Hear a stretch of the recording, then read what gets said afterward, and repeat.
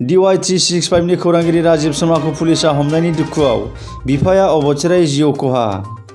खौरां बिजोङा सुबुं खुंथाय हादोरनि ब्रैथि खुन्थिया। सुबुं खुंथाय हादोराव खौरांगिरिफ्रा मेंनाय गैया थाद'नाय गैयाजासे सान हर खौरां बुथुमनाय आरो फोसावनायाव मुखुब नांथाबनानै थानाय नुनो मोनो।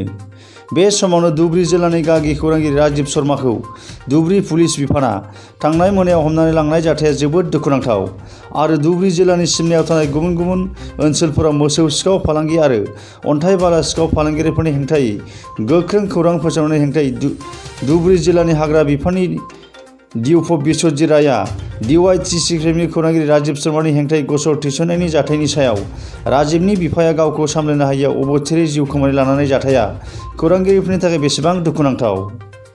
धुबरीनि खौरांगिरि राजीव शर्माखौ पुलिसा हमनायनि दायाव बिफाया अबथिरै जिउ खोमानानै लानायखौ आसामनि सुबुं अनसाय बिफाननि मन्थ्रि प्रमद रानी ब्रह्मआ गोथौयै दुखु मोननाय फोरमायो आरो क'क्राझारनि जाखांफु खौरांगिरि रबिराम बरगयारिआबो गोथौयै दुखु मोननाय फोरमायदों।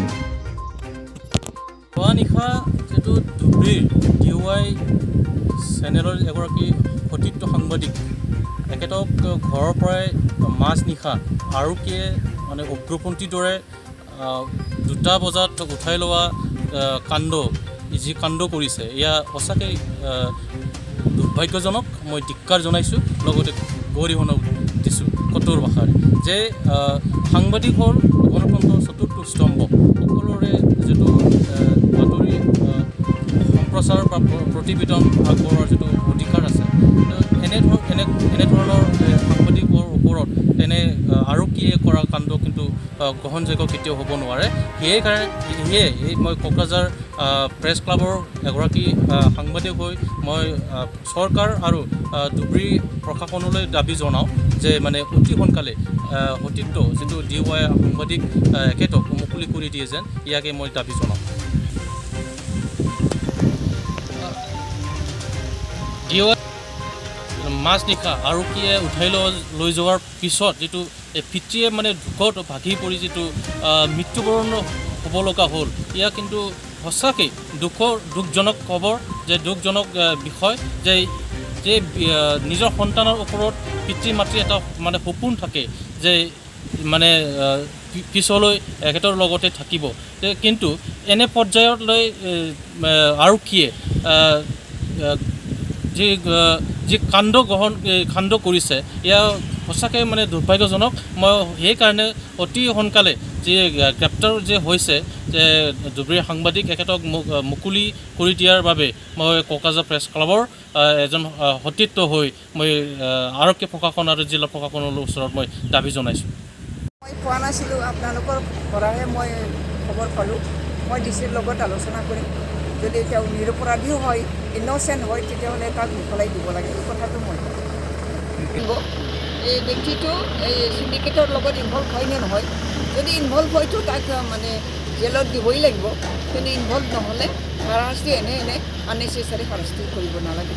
এই কথাটো মই উপায়ুক্তক ক'ম। কোৱা হয় নিৰাপদ নহ'ল নেকি?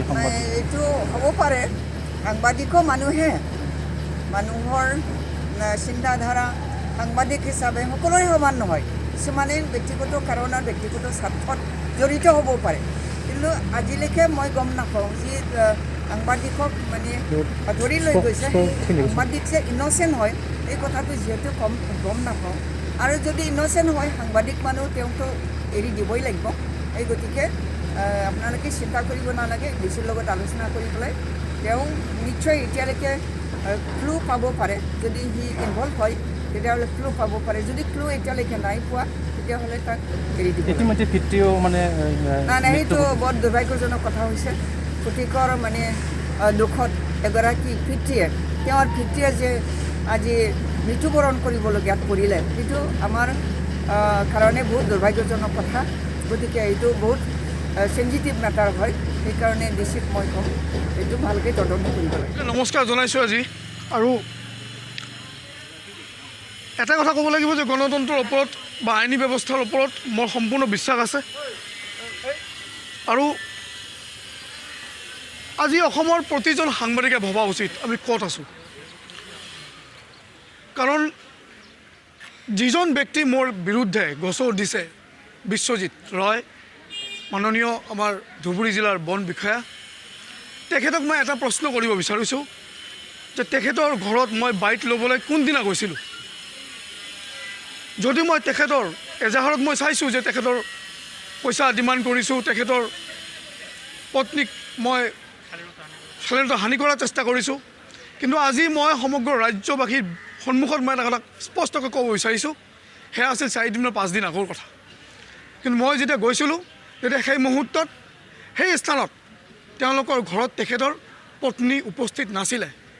আৰু DFO মহোদয়, মই যেতিয়া সাংবাদিকক কিহৰ বাবে চতুৰ্থ স্তম্ভক আজি দমন কৰা যি প্ৰক্ৰিয়া তেওঁলোকে আৰম্ভ কৰিছে, যি চিণ্ডিকেট ৰাজৰ দলে আৰম্ভ কৰিছে, সেই দলক আমি উৎখাত কৰিম।